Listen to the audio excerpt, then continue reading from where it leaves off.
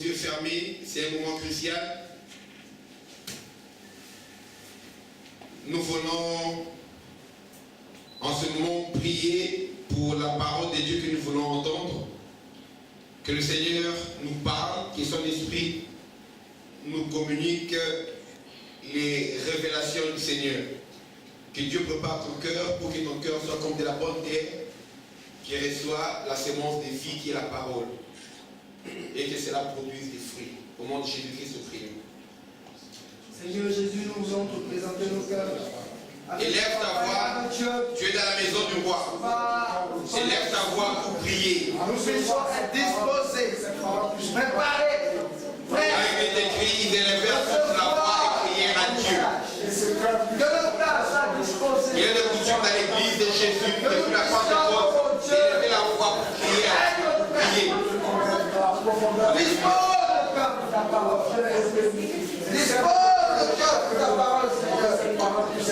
Dans le nom de Jésus. Au nom de Jésus-Christ.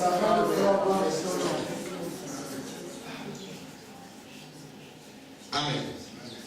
Amen. Amen. Acclamons le nom du Seigneur. Alléluia.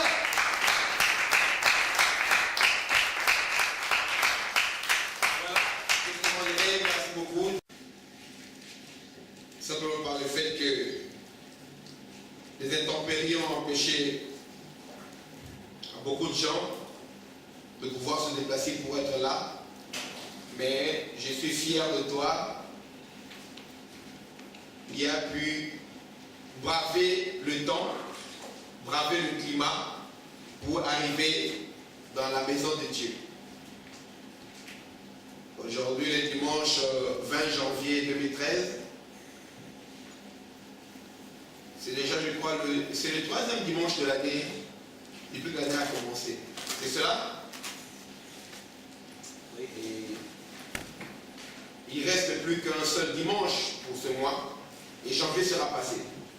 Vous savez, si vous vous attelez pas à faire ce que vous devez faire en croyant que vous avez encore du temps, vous remarquerez que 2013 va passer et votre vie sera pareille, pas qu'à 2012.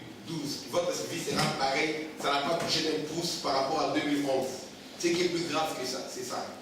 Ça veut dire que vous regardez la condition dans laquelle vous êtes, c'est exactement dans la même condition que vous étiez, dans la même période en 2011. C'est même pas l'année passée, mais en 2011.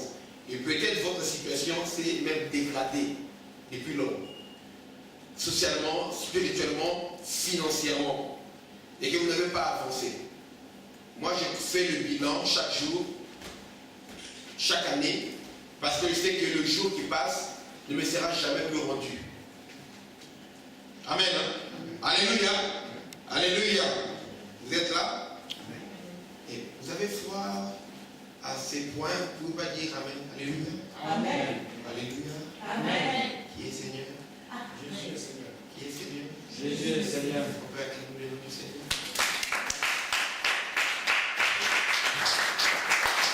Je crois que, attendez, on va appliquer le principe de mercredi dans les cultes du dimanche, mais surtout qu'il n'y a même pas d'invité. Alléluia. Si vous vous revêtez du froid de cette manière-là, je vais faire comme si vous tous vous étiez des étudiants. Des cours qu'on a le mercredi et des vaillants intercesseurs de veiller le vendredi. Alléluia. Amen. Soldats. Cabot. Soldats. Cabot. Soldats. Cabot. Cabot. Cabot. Amen. Amen. D'abord là, c'est la gloire de Dieu qui descend pour aujourd'hui cette grâce de foi. Amen. Amen. Ça pèse sur le froid. Même s'il y avait des blocs de glace au-dessus de toi, la gloire de Dieu fait glacer ces blocs de glace. Amen. Amen. Amen. Soldats. Cabot. Soldats. Cabot. Soldats. Cabot. Cabot. Cabot. Est-ce qu'on peut acclamer le nom du Seigneur en poussant des cris de joie?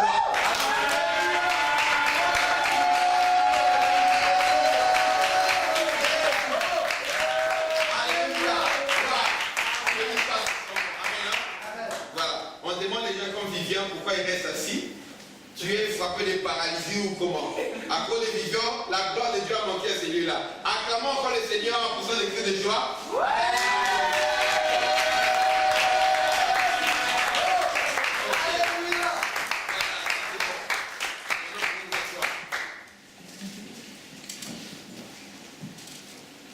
passé, nous avons parlé de l'opposition dans la foi. Ce dimanche, j'aimerais poursuivre. Je vais parler de l'opposition de Satan.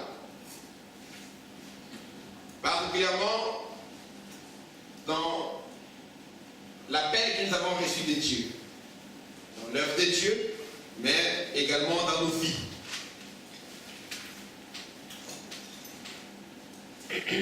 Cette partie-là, ce chapitre, dans la plupart des Bibles où on a l'habitude de titrer certains passages de la Bible, les titres que les éditeurs de Scofield avaient choisi également, c'est l'opposition de Satan. Concernant le voir de Paul, j'avais déjà cité ce verset la fois passée. On va lire et aborder dans une autre direction. C'est le même message, on parlera de l'opposition, mais pas de la même manière qu'on a parlé la fois passée de l'opposition de la foi. Là, on avait beaucoup plus ancré notre message par rapport aux défis que nous rencontrons dans notre foi. Quand nous voulons avancer dans la foi, il y a des défis qui se lèvent dans nos vies. Mais là, nous parlons du personnage qui vient s'opposer à nous quand nous voulons faire ce que Dieu nous a demandé à faire.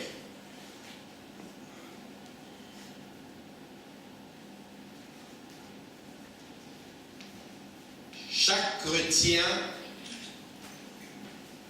chaque enfant de Dieu doit savoir et comprendre que nous sommes dans une vie où nous avons un adversaire. Chaque chrétien a au moins un adversaire dans sa vie.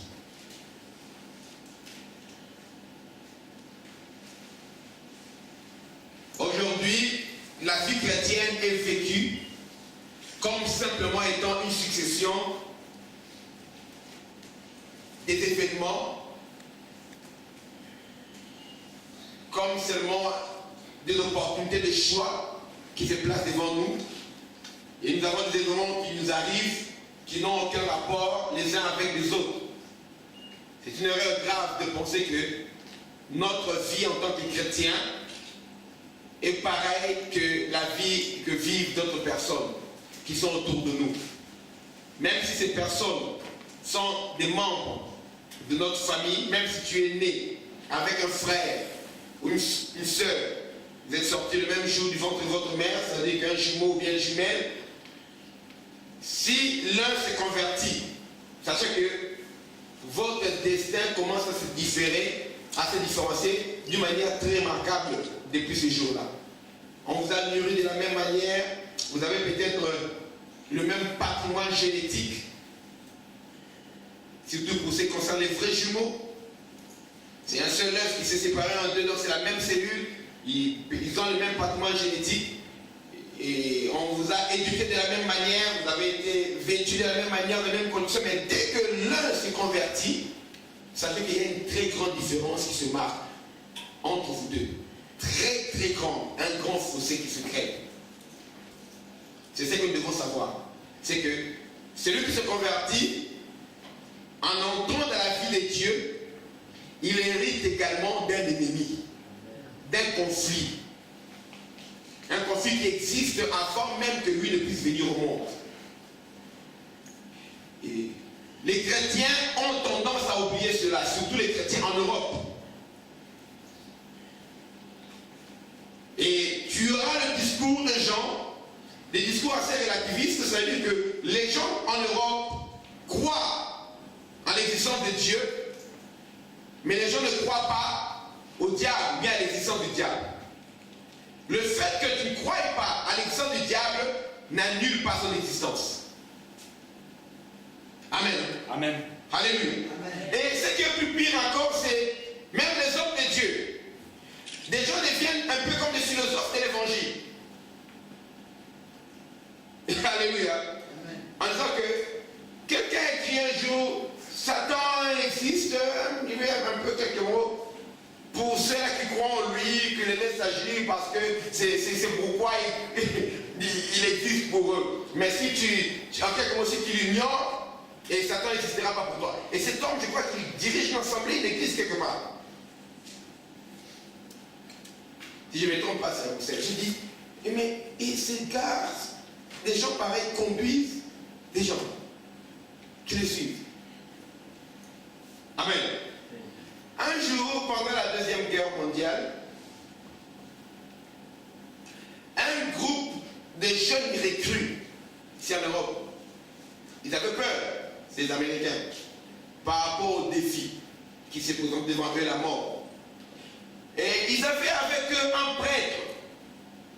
Vous savez, ce prêtre attaché qui voyait avec les militaires, l'aumônier. Et ces jeunes-là, ces jeunes ont posé une question, parce que chacun voulait connaître son sort, parce que la mort, c'est dans la guerre que la mort devient une réalité évidente. Parce que quand on est chez nous, on peut mourir le même jour-là, mais quand tu te réveilles, tu ne sauras pas. Mais la guerre, personne, les gens se préparent, je peux mourir aujourd'hui, parce que la guerre, c'est l'endroit où la mort prime par rapport à d'autres choses. C'est le commerce de la mort, c'est le business de la mort, la guerre. Quand on est en guerre, ça veut dire qu'on est là pour tuer. Et ces gens-là, chacun se posant des questions sur leur sort, peut-être chez eux, leur fils n'allait pas poser la question, mais là, ils ont demandé à l'aumônier, est-ce que, dites-nous, est-ce que l'enfer existe? L'aumônier a dit, les gens croient que l'enfer existe, un endroit où les gens vont aller pour brûler après le péché, et d'autres ne croient pas en cela, ou ne croient que quand nous mourrons, nous cessons d'exister, et la fin du monde c'est pour chacun, c'est le jour de sa mort et ça s'arrête là. Bon, moi je ne peux pas vous dire clairement si l'enfer existe. C'est quelque chose, et vraiment je n'ai pas encore été là-bas pour vous dire que l'enfer existe. Vous comprenez? Amen. Très philosophe, il a donné sa réponse. Pour moi, l'enfer, pour moi en tout cas particulièrement, personnellement, je ne me prononcerai pas. Je ne crois vraiment pas. Mais je ne voudrais pas m'inscrire en faux par rapport à tous ceux qui croient que l'enfer existe. Il était évident que cet aumônier, un prêtre, c'est-à-dire qu'un prédicateur de l'évangile, son travail à lui c'est prêcher l'évangile. Il était évident qu'il ne croyait pas à l'existence de l'enfer. Et en répondant cela, il y avait parmi eux un chrétien qui était né de nouveau. Et il a dit à cet aumônier-là, prêtre catholique, il a dit, si l'enfer existe, nous ne voulons pas de vous. Amen. Amen. Parce que vous dites que pour vous, vous ne savez pas, c'est bon. Si l'enfer existe, en tout cas, nous ne voulons pas de vous. Et si l'enfer n'existe pas, nous n'avons pas besoin de vous. Amen. Amen. Dans les deux cas, vous n'êtes pas la personne qu'il faut ici. Amen. Et il y a beaucoup de ces aumôniers-là. Parce que si l'enfer existe, toi tu me dis que ça n'existe pas, que je ne sais pas, mais alors que tu es là, au nom de la Bible, si ça existe, je n'ai pas besoin de toi parce que tu ne seras d'aucune utilité. Mais si l'enfer n'existe pas, tu viens me prêcher ici. Pourquoi? Amen. Amen. Parce que tu es là, la religion marche avec la notion qu'il y a une existence après la mort et qu'il faut préparer où est-ce qu'on passera son éternité. Amen. C'est pour ça que la plupart des religions tournent autour de cela. Pour certains, il faut revenir pour payer ses péchés, ce qu'on appelle la loi du karma, et puis revenir jusqu'à ce qu'on vivra une vie sans péché, on atteindra, je ne sais pas, le nirvana, et puis on sera les gars de Dieu ou quoi. Là, c'est pour les bouddhistes. Pour les musulmans également, l'islam a été calqué sur le judaïsme et sur certains parties sur le christianisme. Donc, il n'y a rien d'original dans l'islam. Tout ce qu'ils disent là-bas, la plupart du temps, c'est qu'il y a déjà dans la Bible, quoi. Alors, comme ils croient également à l'enfer comme les juifs et les chrétiens. La plupart des religions, c'est ça. Alors, quelqu'un qui dit qu'il ne croit pas, vous savez, mais il se tient là au nom de la religion pour prêcher aux autres. Alors, par rapport à l'ennemi également, Satan, si le monde, si les gens qui sont en dehors ne connaissent pas que dans la vie, il y a une que nous rencontrons, qui est l'opposition de Satan, nous les chrétiens devons savoir, premièrement pour notre propre vie, et deuxièmement pour influencer le monde. Il ne faut pas vivre une vie avec des pensées philosophiques, alors que la vie sur terre n'est pas que matériel physique. Il y a également le monde qu'on appelle le monde métaphysique, qu'on étudie dans la science. Il y a des phénomènes qu'on appelle des phénomènes paranormaux. Ça veut dire que ça sort de l'ordinaire, ça sort du normal, ça sort de la norme, qu'on ne peut pas exactement quantifier ou bien examiner comme il faut, parce qu'on n'a pas d'outils pour ça. Et c'est ce monde-là que nous appelons le monde spirituel. C'est immatériel, mais c'est vrai, et ça existe. Il y a des êtres spirituels. Le premier être spirituel qui existe, c'est Dieu. Dieu est un être spirituel. Amen. Ne croyez pas que Dieu, c'est comme chez les idolâtres, pour les uns. Vous savez, Dieu c'est la mer, pour les autres. Dieu c'est la forêt, pour d'autres, c'est la foudre. Les gens qui commençaient à adorer les créatures et les divinifier, leur donner le rôle de créateur. C'est le force de la nature qui impressionnait les hommes. Ça veut dire que ce n'est pas l'homme qui était créé à l'image de Dieu, mais c'est Dieu qui était créé à l'image des hommes. Ça veut dire que la plupart des divinités, comme les divinités des Grecs là, ça veut dire que ce sont des humains. On a pris les humains, on a multiplié simplement leur qualité et on a extrapolé leur qualité et leurs défauts pour en faire des dieux. Amen. Ça veut dire que vous retrouvez les dieux là avec les mêmes qualités que les humains et les mêmes défauts que les humains. La colère, la jalousie, tel a pris la forme de tel autre dieu.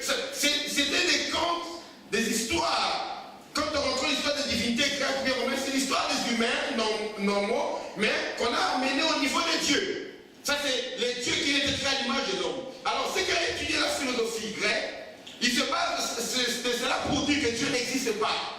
Parce que Dieu a été l'invention de l'homme. Non. Dieu existe.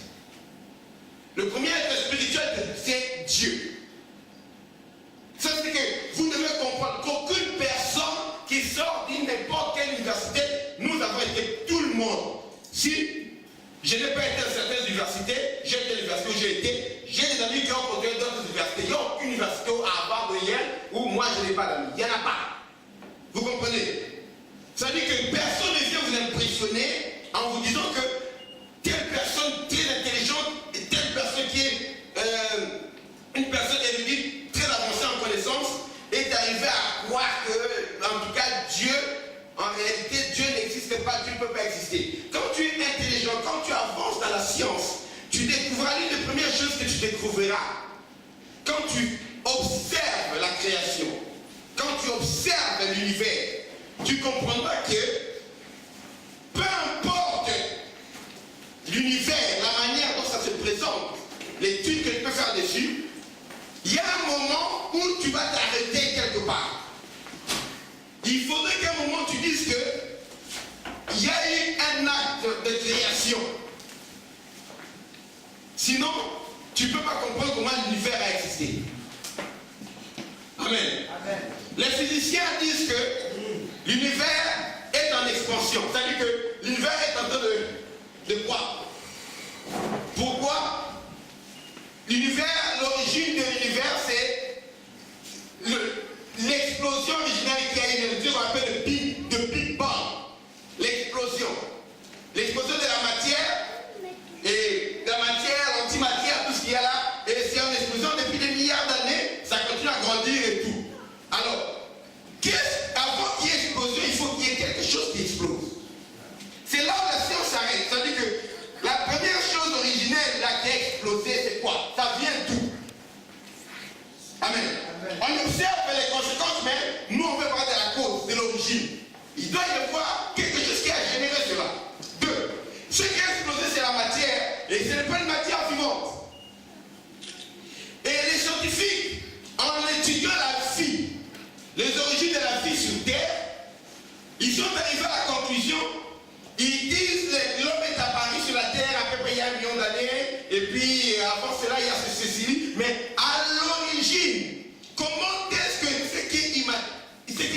vie peut devenir vivant. Amen. Comment est-ce que, parce que mon corps, je suis composé des éléments chimiques. Exactement, ça veut dire que sur mon corps, tous les éléments qu'il y a dans le tableau de Mendeleev, c'est ce que compose mon corps. Quand on est composé à combien de pourcents d'eau?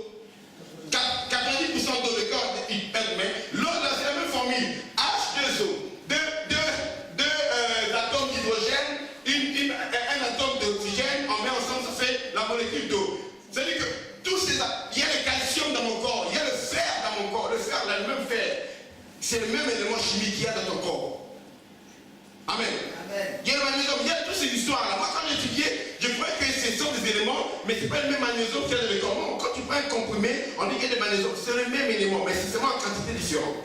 Maintenant, comment ces éléments chimiques deviennent quelque chose de vivant? C'est comme si tu prends le sable, tu mets ensemble, et comment ça peut, les grains de sable peuvent devenir vivants, ça devient un crabe. C'est ce que les gens pensaient avant. La théorie de la génération spontanée, que lui, pasteur, a taillé en pièces. C'est-à-dire qu'il suffirait de quoi qu'on met le fromage quelque part, en bas dans le chiffon, les gars, quelque part, après quelques années, ce fromage-là se transformait en petites souris. Parce que les gens, quand ils mettaient le fromage, ils gardaient. Quelques temps après, ils trouvaient que le fromage avait disparu, mais il y avait des petites souris qui étaient là. La génération. Nous, on disait, quand on met le sable sur la tête, après quelques instants, le sable se transforme en quoi? En poux. La théorie de la génération, tout le monde connaît dans différents niveaux. Maintenant, quand vous mettez le fromage quelque part dans les chiffons, d'abord, la souris, la maman souris va être attirée par l'odeur. Et quand il viendra, il va manger ce fromage et il trouvera le poussin, il faut qu'il y ait un craquant naturel à l'école pour qu'il puisse se mettre bas. Et il va mettre bas ce petit parti. Celui qui viendra découvrir le petit souris, comme il n'a pas vu tout ce passé, il dira que le fromage s'est transformé en petit souris. Celui qui joue avec le sable et met le sable sur la terre, après on a le produit et le sable s'est transformé en poux. On a grandi avec ces pensées-là, la génération. C'est-à-dire que ce qui est immatériel se transforme, ce qui est matériel se transforme en vivant. Le sable en poux, le fromage se transforme en souris, et cette pensée-là grandit. Et c'est bête et c'est malhonnête jusqu'aujourd'hui que les scientifiques refusent de dire aux gens clairement que la vie sur Terre est le produit d'une création. Amen. Amen. Alléluia. Amen. Parce que la plupart des scientifiques sont arrivés à la conclusion que la vie sur Terre a été créée. Mais ils disent que la vie sur Terre est une création extraterrestre. Alléluia. Amen. Alléluia. Amen. Là, je ne parle pas de la religion, je parle de la science. Que l'homme existe sur la terre parce que l'ADN de l'homme qui compose l'homme, c'est un ADN qui a été créé, c'est une vie qui vient de l'espace. D'autres êtres sont venus créer l'homme pour le placer sur la terre. Mais attendez, est-ce que c'est pas ce que la Bible enseigne? Amen. Est-ce que c'est pas Dieu n'est pas laissé notre création? Amen. Notre Dieu, il est en dehors de la création. Et c'est lui qui a créé toutes choses. Et dans cette planète Terre, Dieu a créé les cieux et la terre. Les cieux, ça dit que les cieux, les astres, les firmaments, l'univers. Ce n'est pas le firmament ici, les cieux. Et puis il a créé la terre. Et dans la planète Terre, Dieu est venu créer l'homme. On va montrer comment Dieu a créé les animaux. Et selon la science, c'est exactement dans cet ordre-là. Comme on parle de l'évolution. Les poissons, amen, hein, les oiseaux, les mammifères, et puis l'homme, en dernier lieu.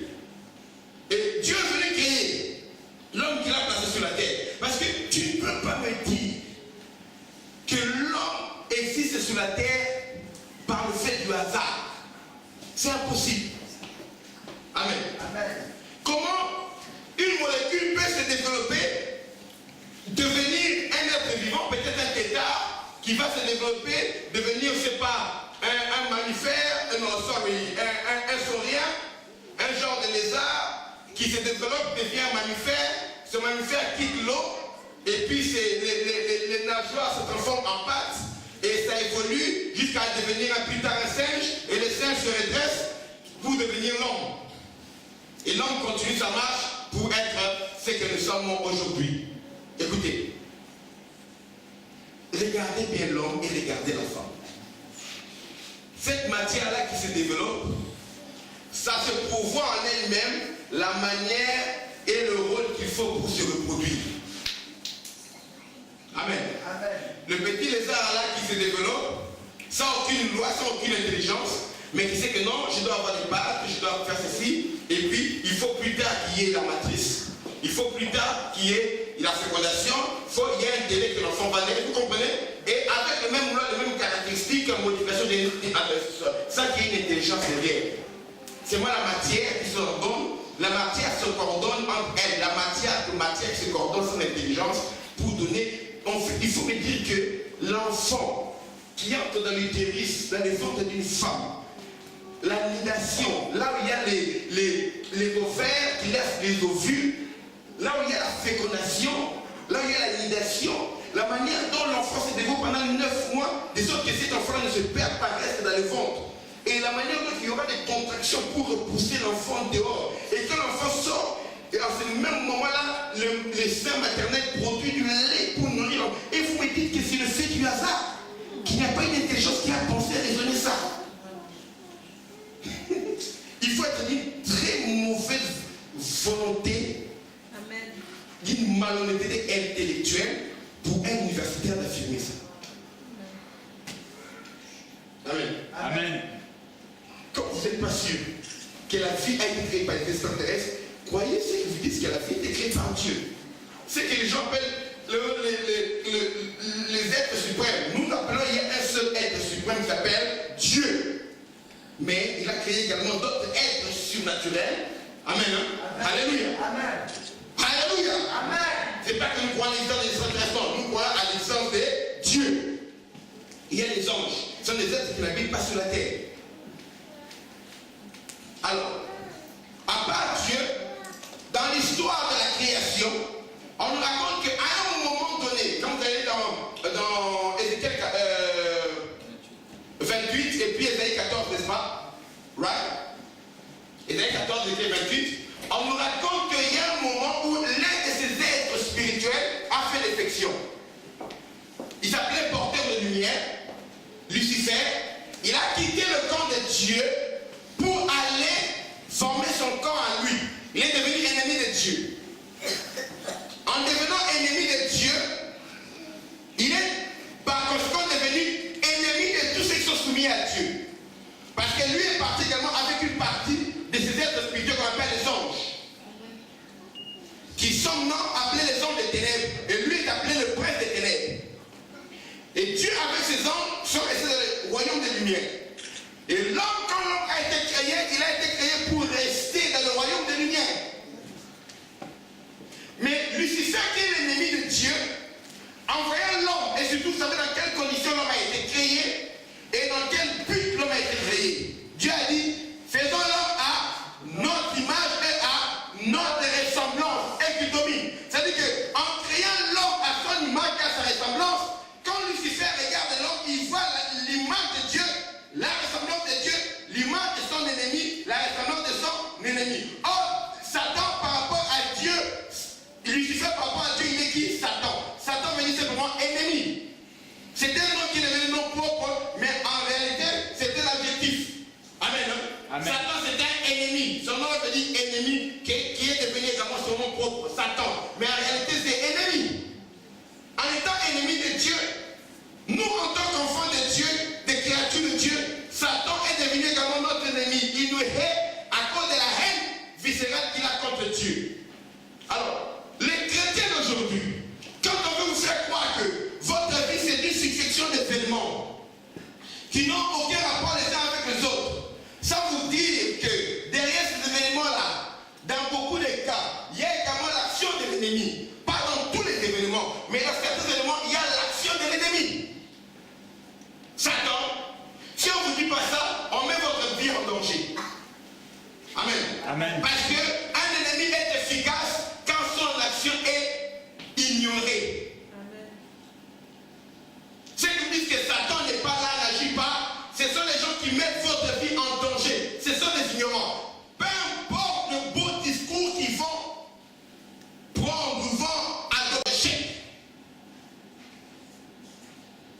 C'est pourquoi ils ont créé le diable pour qu'elle ne se sente pas coupable, qu'il y ait quelqu'un d'autre à blâmer. Non, Satan existe. Et Satan travaille contre les enfants de Dieu. Satan travaille contre les intérêts de Dieu, contre les intérêts de l'Église. Sache que tel que tu es là, même si tu ne fais rien, Satan fera quelque chose contre toi. Amen. Si tu abandonnes la prière, tu favorises le terrain à Satan pour te détruire. Amen. Amen. Si tu ne viens pas à l'église, tu n'écoutes pas la parole de Dieu. Parce que, là maintenant quoi?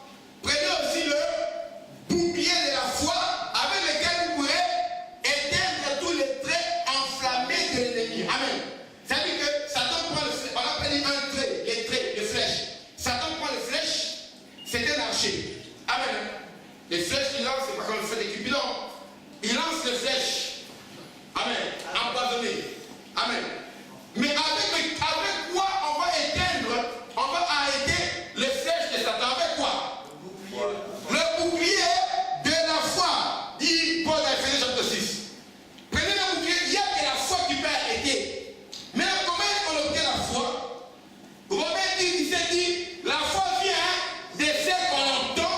Ce qu'on entend vient de la parole de Christ. Et je vous ai expliqué.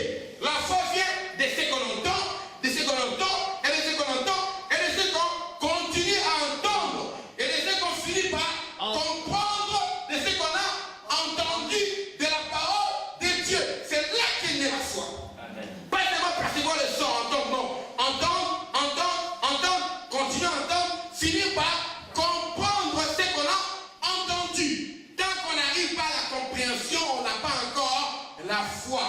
Il faut demande d'entendre plusieurs fois. Entendre, ça veut dire prêter audience. C'est ça le sens du verbe là. S'asseoir pour entendre longuement. C'est là qui vient la foi. Et quand tu comprends, parce que Jésus nous parle des gens qui ont entendu, mais qui n'ont pas eu la foi. Pourquoi? Parce qu'ils ont entendu. Mais en partant, les diables venaient voler ce qu'ils avaient entendu. De peur qu'ils ne comprennent et qu'ils croient et qu'ils ne soient sauvés. C'est-à-dire qu'entre entendre et comprendre, il y a un temps, il y a un délai. C'est en les révélations de Jésus. Amen. Alléluia. Il n'y a pas que quand on entend la parole, on va dire non. Il faut que la parole entre, qu'on t'explique. Parce que la parole peut entendre, Dieu entre dans la méditation. C'est peut-être dans la méditation que viendra la foi. Le Saint-Esprit se met à t'expliquer les choses. C'est ça qui dit que ce livre de la loi, c'est l'homme de la bouche, médite-le jour et nuit. Alléluia. Afin d'agir fidèlement selon ce qui est écrit. C'est alors que tu auras du succès dans tes entreprises, c'est alors que tu réussiras. Amen. Parce qu'avant de pratiquer, on a dit que les livres de la loi ne se loin pas où? De ta bouche. Pourquoi on n'a pas dit de tes yeux? Parce qu'il faut lire, n'est-ce pas? Pourquoi on n'a pas dit de tes yeux? On a dit de ta bouche. Vous savez pourquoi on a dit de la bouche? Amen. Que le livre de la loi ne se loin pas de la bouche. Vous savez pourquoi on a dit? On a dit de la bouche parce que dans le cas que c'est de l'abondance du cœur que la bouche parle. Pour que le livre de la loi arrive dans ta bouche, ça doit d'abord être rempli dans ton cœur. Quand c'est rempli dans ton cœur, c'est de l'abondance du cœur que la bouche parle. C'est à ce moment que tu dois commencer à confesser. Ce que tu as compris, ce que tu es capable de déclarer, tu es capable de mettre cela en pratique. Et c'est en pratiquant que tu as du succès et que tu as de la réussite. C'est un processus. Et si tu ne viens pas à l'église pour t'asseoir, pour accrocher, entendre, bien aimé, où est-ce que tu auras la foi? Or, les diables t'attaquent tous les jours. L'ennemi t'attaque tous les jours. Tu es déjà sauvé, mais pour ton mariage, il y a des combats. Amen. Dans ce combat-là, tu as besoin de la foi. Tu te maries pour avoir un enfant, ça devient un combat. Et puis, il faut la foi. Mais tu arrives à tomber enceinte, maintenant il faut un combat pour que l'enfant naisse en bonne santé. Il y a des gens qui sont allés mettre au monde, soit l'enfant meurt, soit la maman meurt, ou bien les deux meurent. Il y a des combats sérieux. Tout le monde dit, je me suis marié, c'est fini. Or que ce mariage-là, c'est ce qui va te conduire dans le tombeau. Si tu ne fais pas attention.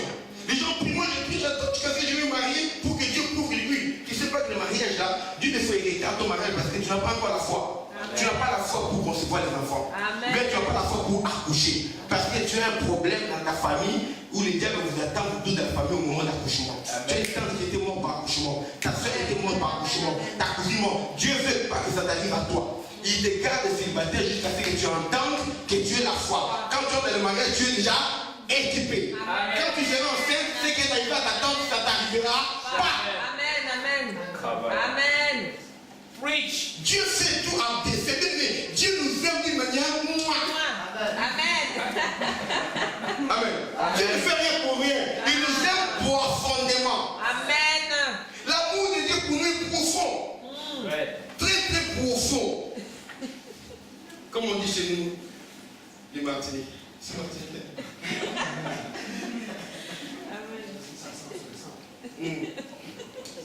On sent d'amour d'accent.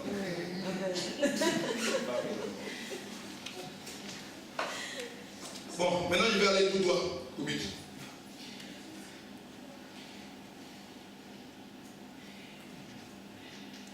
Si on ne t'apprend pas, ou moi si je ne t'apprends pas, qui est l'ennemi Satan devant toi, c'est comme donner de l'argent entre les mains d'un enfant et les laisser sortir de la rue avec ça. Non, laisser sortir à Saint-Denis avec ça. Amen. Alléluia. Amen. Qu'est-ce qu'avec Saint-Denis me pardonne? C'est comme si tu prends l'argent, tu donnes un enfant, tu le laisses sortir à Saint-Denis avec ça. Amen. Dans la gare de Saint-Denis avec beaucoup d'argent. Là, même les voleurs auront qu'il y a un Dieu pour les voleurs. Les voleurs vont dire merci, parce que ça c'est pour pauvre. Oui, il a fait fondu, Dieu, c'est juste mais là. Alléluia. Les voleurs viennent de venir donner la dîme à l'église. Il est deux voleurs. Vous comprenez? C'est-à-dire qu'on te donne des biens, mais on ne te montre pas qu'il y a l'ennemi. Alléluia. Amen. Et tu dois savoir que quand tu vas faire l'œuvre de Dieu, tu auras une opposition. Maintenant, le problème c'est quoi? L'opposition, le combat que nous avons est un combat spirituel, mais que l'ennemi utilise des aides des gens qui sont matériels, ou bien des choses matérielles. Je vous prêche un message spirituel en utilisant le matériel, n'est-ce pas? Amen. J'utilise le micro, j'utilise la voiture, aujourd'hui j'ai utilisé les pieds pour venir à l'église. Plein de jeux partout. Alors, Satan aussi, il utilise aussi le micro, il utilise aussi les voitures pour t'avoir. Il utilise aussi la télévision et Internet. www.satan.com. Il utilise aussi, amen, la sélection légalement. Il utilise le même matériel, il utilise aussi les gens. Comme Dieu utilise le docteur Soleil, elle revend tout. Amen. Un homme de Dieu éprouvé et approuvé. Satan aussi utilise ces gens. Et tu dois savoir que même si c'est Dieu qui t'appelle, Satan viendra sur ton chemin. Amen. Amen. Amen. Amen. Qu'on ne vous trompe pas. C'est que vous me voyez chasser les démons. Même si on a payé pour toi hier. Aujourd'hui, quand il y a l'onction, on chasse encore les démons. Alléluia. Ah, mais on t'impose encore parce qu'on ne sait pas les prières aujourd'hui. Qu'est-ce que tu as entendu? Voilà. Qu'est-ce que tu as ramassé dans les rues? Tu sais combien de marabouts que tu rencontres avec eux dans les transports? Combien de fois ils te touchent? Combien de fois il y a des gens qui mettent des trucs pour aller toucher les gens, faire des trucs bizarres. Amen. Vous savez qu'il y a des gens qui entrent dans le métro, qui font se coller aux femmes, des pervers. Amen. Il y a des gens qui prennent il y a des trucs bizarres qui se passent là-bas. Des gens qui viennent exercer leur fantasme sur les gens, en fuyant même les gens. Amen. Amen. Alléluia. Amen. Tu es là, tu marches, tu ne sais pas que. Mais quelque part, quelqu'un vient avec des trucs démoniaques, des trucs bizarres, les faire sur toi, et tu n'es même pas au courant. C'est pour ça qu'on va chasser les démons, on chasse les démons. Amen. On blague pas. Nous sommes les vrais disciples de Jésus. Parce que la seule personne qui a parlé le plus des démons dans toute la Bible, c'est Jésus. Et la personne qui a chassé le plus des démons dans la Bible, c'est Jésus. Nous sommes les disciples de Jésus. Ce que Jésus a fait, nous, on le fait. Jésus a parlé des démons, nous on parle des démons. Jésus a chassé les démons, nous on chasse les démons. Une église où on ne chasse pas les démons, c'est une église très suspecte. Vous ne chassez pas les démons. Oh, la parole, c'est mal la parole. Non, Jésus a chassé les démons. Lui-même s'appelait la parole, mais il a chassé les démons. Oh, qu'est-ce que vous êtes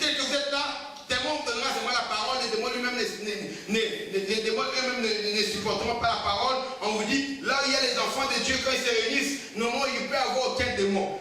Ce sont les pensées humaines. Amen. Amen. Ce sont les pensées humaines. Il a dit, je vous ai choisi, c'est moi.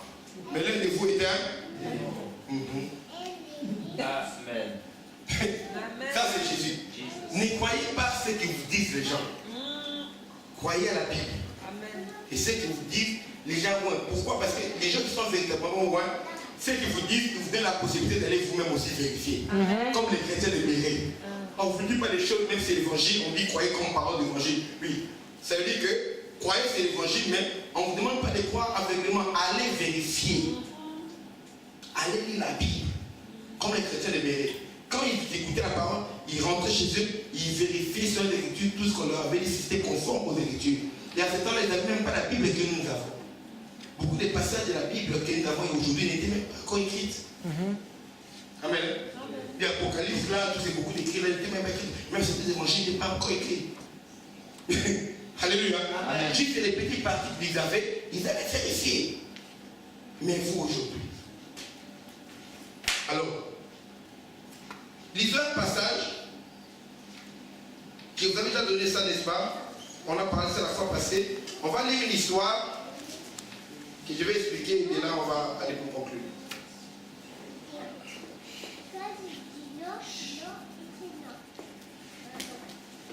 Je vais rien expliquer les spécial ici parce que j'ai déjà expliqué. On lit les passages. Pourquoi il faut toujours écrire? Parce que un même verset de la Bible, on peut prêcher plusieurs thèmes avec ça. Tu as dit que, oh, Matthieu 7, 8. Tu as dit, ah, j'ai déjà écouté ces versets-là. C'est bon. Amen. Amen. Et moi, j'ai vu la Bible de quelqu'un, on dit, c'est une adepte du djihad. La sœur, là, si tu la provoques, tu auras un problème. Pierre, ça c'est quoi? Mon Dieu.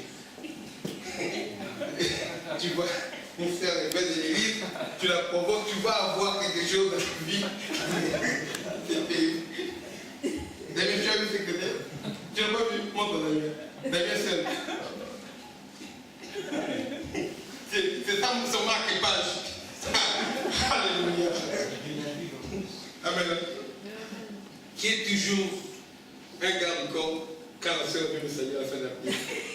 En Dieu, il soyez pas loin. Ok, lisons. On tourne et tout. Les sacs des femmes. Ok, nous sommes dans Actes des Apôtres, chapitre 13. Écoutez. Le passage que nous allons lire, c'est Acte 13, à partir du verset 6. Je vous ai parlé ça la fois passée. 6 à 12. Ok? Actes des Apôtres, 6 à 12. Mais écrivez également à partir du verset 1er. Et surtout comme les gens qui appartiennent à l'église de Dr Samuel. Parce que je ne vais pas avoir le temps d'expliquer. Lisez, écoutez bien. Ouvrez vos oreilles. Il y avait dans l'église d'Antioche des prophètes et des docteurs.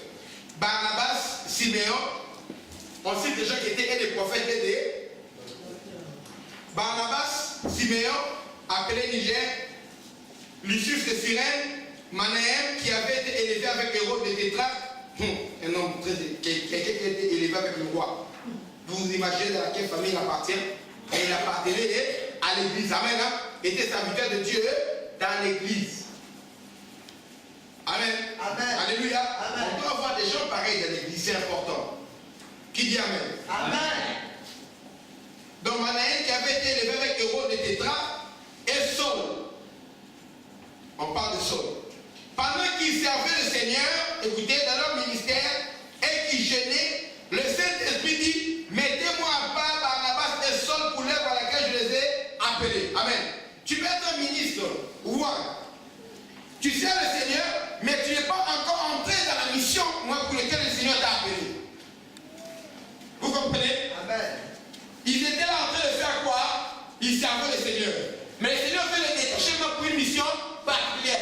Et Paul était inconnu jusqu'à ce moment-là. Mais on disait qu'il était déjà parmi les docteurs. Amen. Amen. Et les prophètes. Il y avait les docteurs et les quoi? Les prophètes qui étaient là. Et lui aussi servait. On a cité les gens qui servaient. Mais là, non,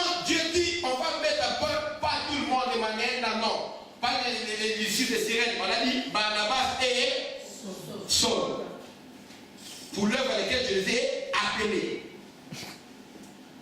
Vous comprenez?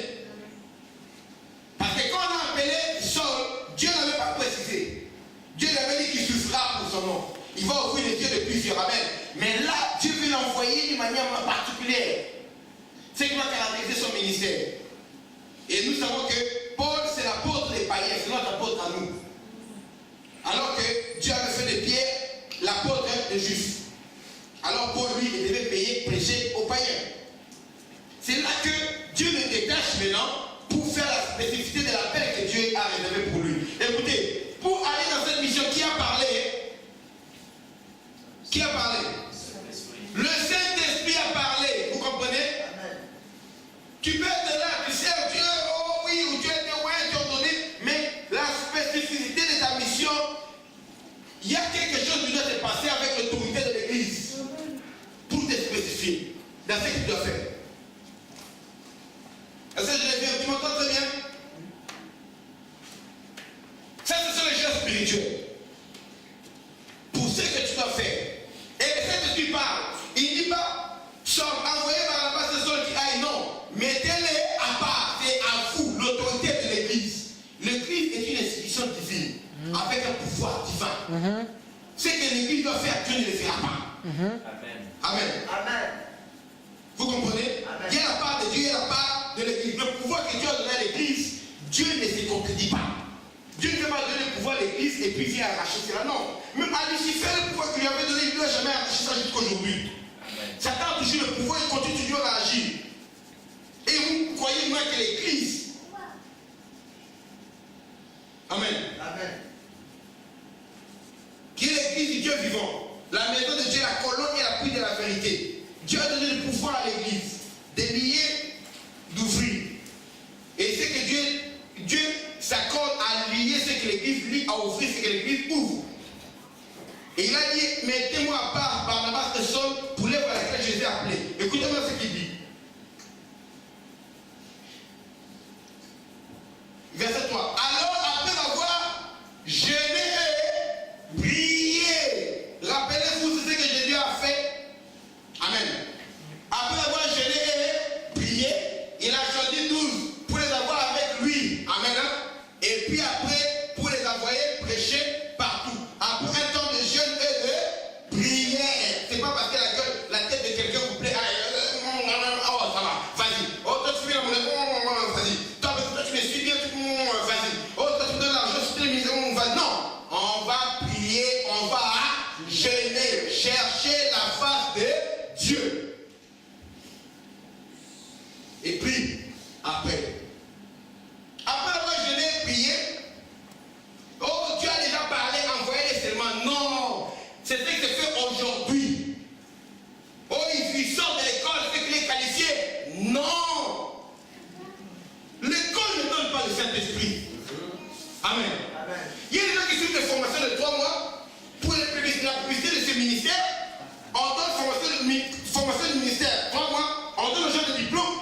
Et les gens se retrouvent là en se disant qu'ils sont devenus des pasteurs, des ministres de Dieu. On ne connaît pas quel est le titre qu'on leur a donné. Et ces gens se considèrent comme s'ils sont rentrés dans le sacerdoce. Et ils embrouillent l'église de Dieu aujourd'hui. Parce qu'on a fait une formation de 3 mois, on leur a remis des certificats de diplôme. On les laisse partir comme ça, sans formation réelle. Et sans couverture spirituelle. Et ces gens partent. Qui est le désordre? Et quand il y a des ordres, on insulte maintenant qui? Tous les serviteurs de Dieu. Quand ils disent des âneries, des choses qui sont fausses, on insulte qui? Tous les serviteurs de Dieu. Et on insulte le nom de Jésus. Les gens ne peuvent pas se convertir à cause d'eux. La responsabilité est sur ceux-là qui les ont imposé les mains envoyées. Là, les gars, n'impose les mains à personne avec précipitation et ne participe pas au péché d'autrui. Ce n'est pas la position de main de la guérison, non. C'était la position de main de la consécration pour laisser partir. Ne consacre personne avec précipitation. Parce que si tu consacres quelqu'un avec précipitation, il part, tu participes à ce péché. Les désordres qu'il fait là, tu as ta part. Tu viens de la maison du roi. Tu vas t'agenouiller. Tu vas prier. Tu vas grandir. Tu vas suer. Si tu n'es pas fort, tu fuis. Quand tu donnes le micro, C'est la politique de Flaming Frère d'ailleurs. C'est quand nous on te met là devant, on te donne le micro, ou bien on t'envoie, c'est fini. Tu es qualifié. Amen. Amen. Peu importe ce qui t'arrivera, personne ne va te déloger. Amen. Personne. Amen. Amen. Quand on dit que tu es qualifié, on te donne quelque chose à faire, on te porte garant. Amen. Hein? C'est-à-dire que tu parles, tu commets une erreur, on vient là, oui, il a commis l'erreur, oui, on accepte. Mais on est avec lui. Amen. Hein? Oh oui, l'erreur qu'il a fait là, pour mettre ça sur moi, docteur, c'est son père. J'accepte, je porte ça au nom de Jésus. Avant de le tuer, tuez-moi. Amen. Amen. Fils, ma fille, lève-toi, vas-y. Amen. Mais toi, tu veux aller trouver les gens convertis spirituels, ok. Votre fille, on ne les connaît pas. Je ne les connais pas. Moi, non. Il fait, mais je n'ai jamais mandaté, je ne les connais pas. Comme j'ai dit aussi au dernier, je dirai, je dis, vous n'avez jamais connu. Et moi, j'aime imiter Jésus. Amen. Hein? Amen. Je ne les ai jamais. Hein? Connu. Non, il a dit qu'il était votre vice-pasteur. Vice-pasteur? Non, je ne connais pas. Il venait, j'ai laissé la modération des fois. Vice-pasteur. Il va les statuer le papier de l'église. Il n'a jamais été vice-pasteur dedans. Je ne connais pas. Il est là, on l'a accepté et tout, vice-pasteur. Non. Il est responsable de ce qu'il fait, il est libre. Amen. Alléluia. Amen. Ça s'arrête là. Lisez. Il est après pour finir. Il dit, verset 3, après avoir jeûné et prié, il leur imposèrent les mains et les laissèrent partir. Amen. Ils ont imposé les mains, ils ont parti. Maintenant, Barnabas et Saul, envoyés par qui? Vous blaguez. Les Saint-Esprit parlent. On va jeûner et prier. Après avoir fini de jeûner et prier, on fait quoi? On impose les mains. Maintenant, quand on parle, ils parlent, ils sont envoyés par qui? Pas par les partenaires. Tellement il y a beaucoup d'argent, on cherche des missions. Envoyés par qui? Par le Saint-Esprit, ils descendirent à celui-ci et ils embarquèrent pour l'île de Chypre. Arrivés à Salamine, ils annonçaient la parole de Dieu dans les synagogues des Juifs. Ils avaient Jean pour aide. Ayant ensuite traversé toute l'île jusqu'à Paphos, ils trouvèrent un certain magicien, faux prophète juif. Amen. C'était un juif, un membre du peuple élu de Dieu. Mais c'était un faux prophète, un magicien. C'est-à-dire que tu n'as pas le discernement, tu crois que c'est un serviteur de Dieu. Vous comprenez? Amen. Mais c'était un faux prophète. Il était parmi les gens qui sont vrais, mais lui c'était un faux. Qu'il y en a beaucoup ici. Le problème c'est qu'il n'était pas faux par rapport à l'erreur, par rapport aux hérésies. Il était faux à cause de l'esprit avec lequel il travaillait. On a dit que c'était un magicien, c'était un occultiste. Mes amis pasteurs, docteurs, prophètes, apôtres, évangélistes, vous qui allez vous prosterner devant les rabbins juifs que vous voyez partout, après Jérusalem, dans le monde entier, vous vous prosternez auprès de beaucoup qui sont des occultistes.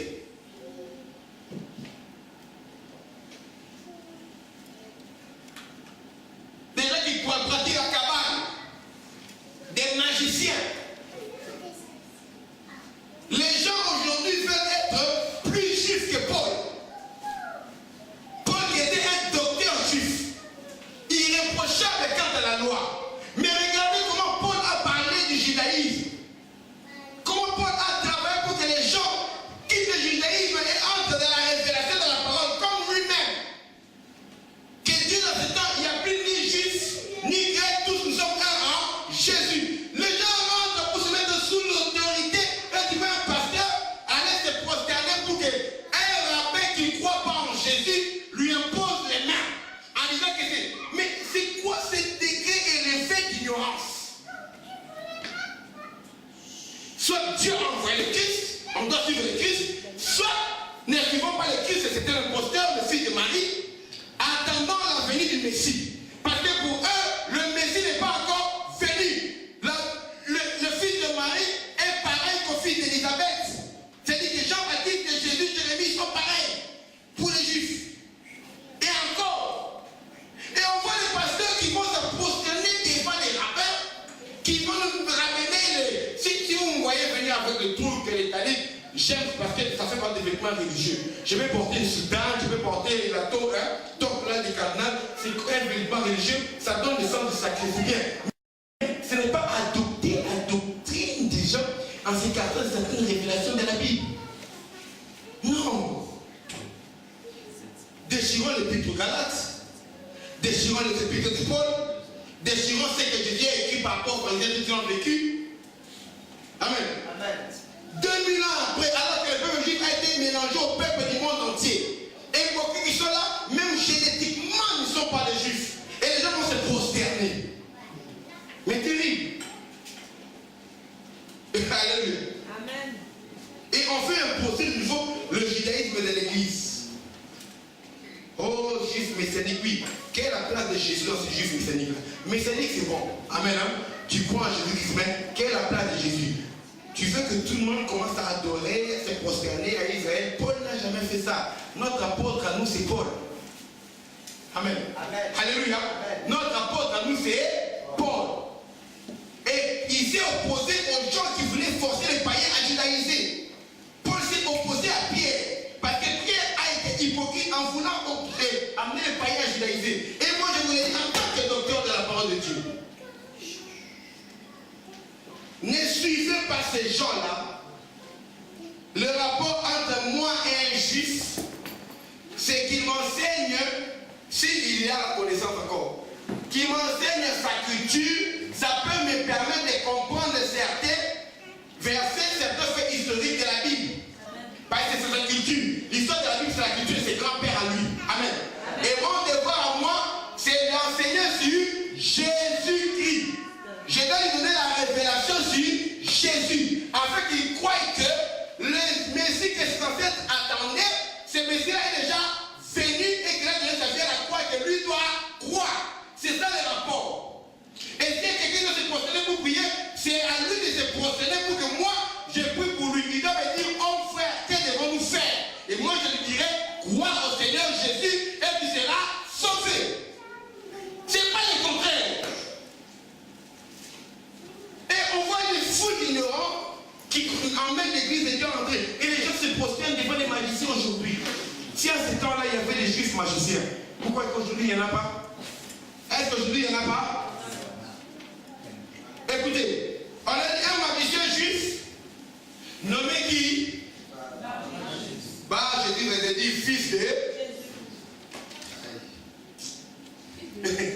Tu vois qu'il y a quelqu'un juif, il se dit fils de Jésus. Toi, est-ce que tu peux douter? Non. Est-ce que tu peux douter? C'est pourquoi tu vois dans toutes les grandes sociétés là, hein, les films de juifs, ils ont leur lobby à eux. Et beaucoup de gens sont des occultistes. Amen. Des occultistes. Alléluia. Amen. Parce que beaucoup sont égarés. Occultistes, c'est parce que le diable essaie beaucoup d'attaquer à eux. Parce que les juifs, ils sont le peuple élu. Amen. Amen. Ça, c'est quelque chose que personne ne peut enlever ça. Dieu a choisi leur grand-père. Amen. Oh, pourquoi? Il dit, je m'en fous. Dieu n'a pas choisi mon grand-père. Il a choisi le grand-père des juifs. Et moi, je dis, Amen. Amen. Je sais qui suis-je pour m'opposer à ce que Dieu a fait. Amen. Alléluia. Amen. Amen. Et il y a un moment, ils ont rejeté Dieu. Dieu s'est tourné vers nous, les païens. Et en tant qu'église, l'église, c'est pas l'église des païens, non. L'église, c'est un mélange. Et les païens et les juifs, nous formons un seul corps. Et au travers de l'église, Dieu commence à enseigner l'immensité de sa sagesse et de sa richesse. Dans lesquels les païens et les juifs décident de plonger les regards. Prédication de l'évangile. Folie pour les Grecs, scandale pour les Juifs. Mais puissance de Dieu pour nous qui croyons. Vous comprenez ça? Nous tournons les païens, nous tournons sur les Juifs. Et tous doivent venir pour être enseignés par l'Église. Pas le contraire. Et à cause de cet occultisme-là, cet homme là-bas, Jésus, il était à côté d'un homme très élevé. Le proconsul, un gouverneur. Un qui était à côté du gouverneur. Écoutez, Bar Jésus, qui était avec le proconsul Sergius Paulus, homme intelligent, ce dernier fut appelé Barnabas. Ce n'était pas le gouverneur, c'était un proconsul, c'était un officier, comment on appelle les gens là? Un fonctionnaire de l'État romain. Maintenant, cet homme-là était à côté du proconsul. Il a enseigné sa science et la puissance de la magie au proconsul. Vous comprenez ça? Mais qu'est-ce qui est arrivé? À un moment donné,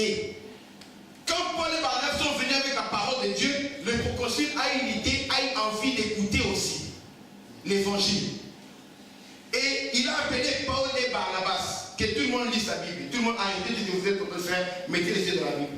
On va finir là. Verset 7. Il était avec les proconsuls, Sergius Paulus, homme intelligent. Ces derniers furent appelés Barnabas et Saul et manifestant le désir d'entendre la parole de Dieu.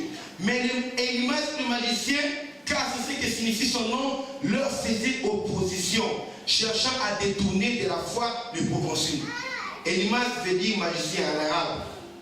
C'est un arabe qui a été traduit ici. Élymas, le magicien, cet homme qui s'appelait le fils de Jésus, il cherchait à faire opposition et à détourner de la foi des proconsuls. Vous comprenez? Mais derrière, le proconsul faisait opposition à cause de la puissance de magie. Et derrière la puissance de magie, il y a qui? Satan. Donc en prêchant l'évangile à cet homme, le gouverneur, enfin, cet officier, cet fonctionnaire, le proconsul voulait entendre, mais cet homme venait s'opposer à Paul et à Barnabas avec la puissance de Satan. Mais Paul et Barnabas ont été envoyés par qui? Même si c'est Dieu qui t'envoie, les satanistes vont s'opposer à toi. Amen. Ne crois pas parce que c'est Dieu qui t'a envoyé, tous les chemins seront ouverts. Amen. Les satanistes vont s'opposer à toi. L'église ici au Boucher, la maison du roi, et toute l'église qui peut en vérité, c'est-à-dire que les satanistes de la France s'opposent à nous. Ils font des réunions pour citer nos noms. Vous comprenez ça? Alléluia. Les sections de la sécurité belge checkent nos vies. Qu'est-ce que le pasteur là, ça veut dire, il fait quoi? C'est sécurité belge. Excusez-moi, j'ai vécu en Belgique. J'ai vécu en Belgique. Les services secrets français, ils cherchent mon nom. Amen. Alléluia. Moi, avant, je parlais souvent avec un des anciens présidents de la pastorale.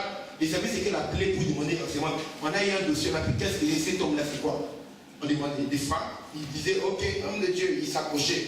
On m'a contacté pour les autorités françaises, sur toi un dossier, et c'est quoi en fait? J'avance, hein? J'aimerais savoir c'est quoi, parce qu'on m'a demandé sur toi. Ces gens font des renseignements, ils sortent des trucs sur nous, tels que nous sommes là. Amen. Vous savez, quand ils sont allés, il y a un mois, ils sont allés arrêter le pasteur de la maison pour le pont de ça. Mais ils connaissent une adresse. Quand on dépose le papier, ils connaissent. Là, on vit. Amen. Hein? Ils connaissent mon nom. Et hier, l'occultisme, c'est parmi eux, n'est-ce pas? Amen. Oui. Alors, l'opposition de cet homme, c'était un homme, mais c'était Satan qui s'opposait à l'œuvre de Dieu. Il s'opposait à ce que l'évangile soit prêché. Les gens que tu rencontres dans ton travail, tu vois un responsable qui n'arrive pas à te saquer. Toi, tu crois qu'il fait ça seulement non. Oh, parce que tu es noir, parce que tu es blanc, jaune. C'est à cause du mauvais esprit qui est en lui. Parce que ce travail-là peut t'aider à aider ta famille. Ce travail peut t'aider à contribuer à l'œuvre de Dieu. Et tu vois, Satan s'oppose à toi. Mais comme nous, Dieu utilise le matériel, Dieu utilise les hommes, Satan aussi utilise les hommes. Satan n'est pas venu en personne, mais il est venu au travers de ces magiciens. Et ces magiciens-là se faisaient passer pour un homme de lumière.